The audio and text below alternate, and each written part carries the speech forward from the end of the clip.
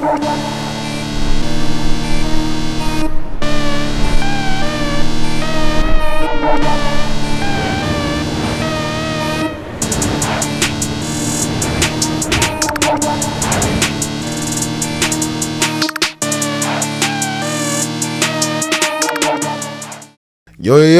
we back with another one and another one, man. This is What We All Think of Podcast, Stories Behind the Craft.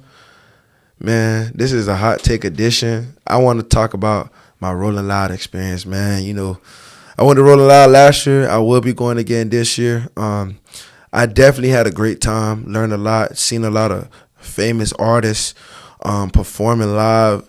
It's a great experience for the people who wanna go and want to get stuff done.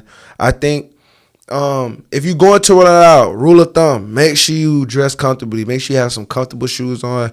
Make sure you are in the element of being around these artists and seeing what they're doing, because it's a real deal vibe out there for sure.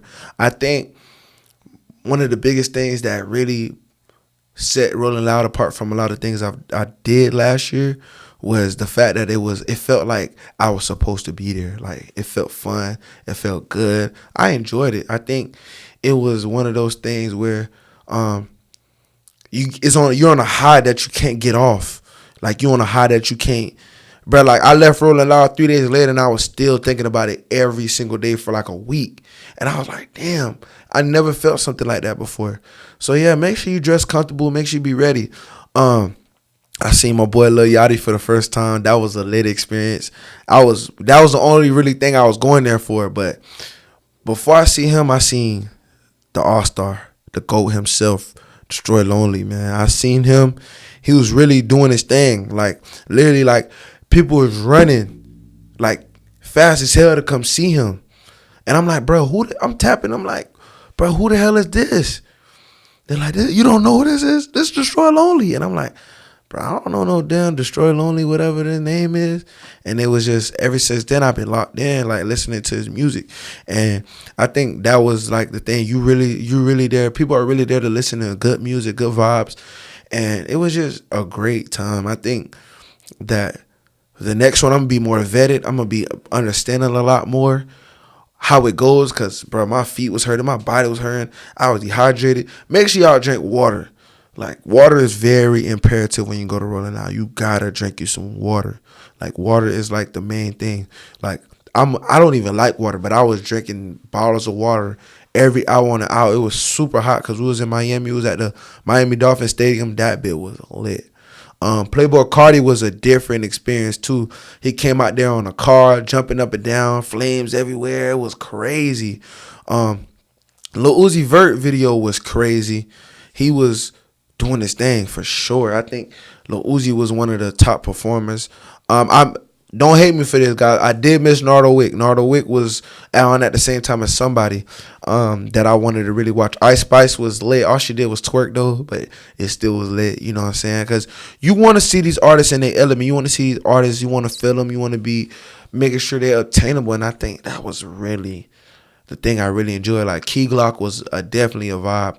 I can't wait to see him perform Let's Go live again. I think that's going to be a lit turnaround. And people are really turning up. Everybody was really having fun. I think that was the best part for me, just being around the people and in the environment. The food was expensive as hell. I ain't going to lie about that. Like, Kodak, shout out my boy Kodak, but Kodak wings was like $20. I was like, $20 for some damn wings, cuz?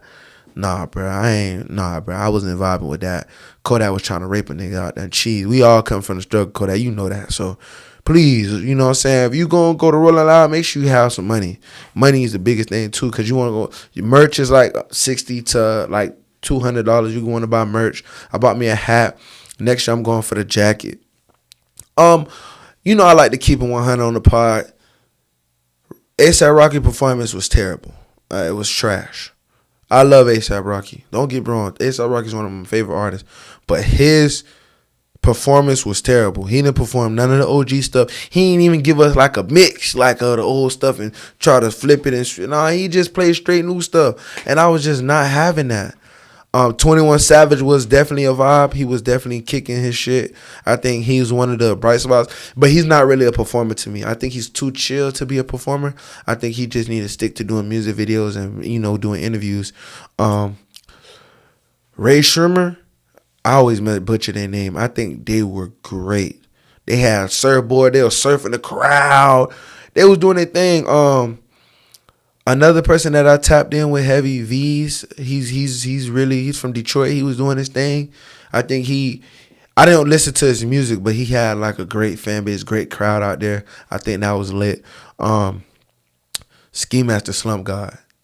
Definitely. If you watch my story when I went to RollingLoud, I was in the mosh pit. That was my first time actually doing a mosh pit. Because, when you watch it on TV, you're like, bro, what is a mosh pit? What are they doing? And then when I officially was like, they was like, open it up. And then, you turn into a different person when you in that mosh pit. I was grabbing people, throwing people around. They threw a trash can on my head. And the trash can hit my head. Everybody like, oh. And they throwing water packets in the air. Somebody got pepper spray. It was crazy, the amount of stuff they did. And I was just like, wow. Like, that was a whole different element as far as with the whole ski mask. And exactly what you see on on